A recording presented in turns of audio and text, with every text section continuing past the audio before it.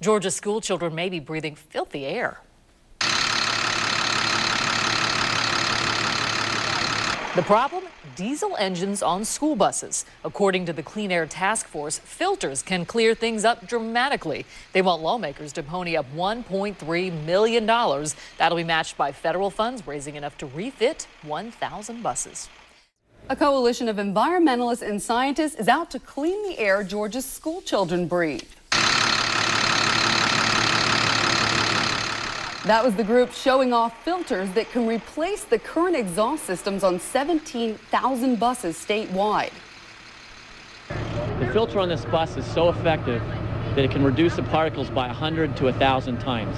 In fact, on this bus right here, the levels coming out of the tailpipe are actually 20 to 30 times lower than the air we're breathing right now. Some metro counties have already retrofitted about 1,000 buses. The group says the state needs to come up with $1.3 million to trigger federal funds so they can go ahead and clean up another 1,000 buses. Experts with several public health groups say some students riding school buses are actually breathing highly polluted air. Studies by the Southern Alliance for Clean Energy say old diesel burning buses spew out more than 40 chemicals and hazardous air particles. 14 of those are known to cause cancer. Tests show the air inside the buses also had high levels of pollution. Environmental groups are asking lawmakers to help buy special filters that would make old school buses run as clean as new ones.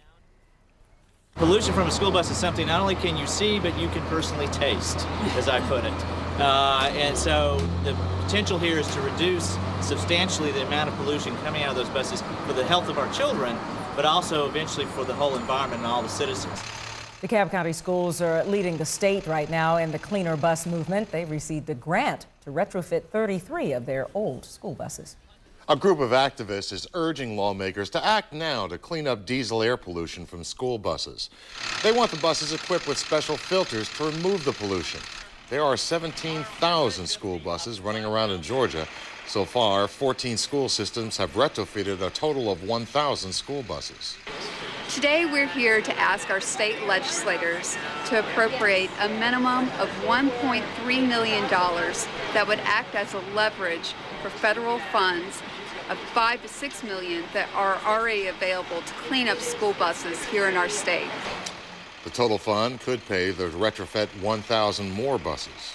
A collaboration of clean air organizers revved up their campaign for a new filter that can reduce diesel pollution. Lawmakers MINOO HOSSEINI joined them at the Capitol this morning and has the story. Not only am I a state representative, but I'm also a mom, and I'm a member of Mothers and Others for Clean Air. I have a son with asthma, and he walks to school every day, and we walk by the school buses emitting these noxious fumes. So we want to clean up our school buses and clean up our air. Dr. Bruce Hill and other environmental advocates say that the filter can reduce pollution by up to 90%. They met with legislators at the Capitol to urge funding to place this filter on school buses in the state of Georgia. Dr. Hill's demonstration showed the significant difference in diesel emissions once the filter was put into place. The particle filter on this bus works so well that it reduces the levels from the tailpipe to 20 times lower than the particles in the outdoor air.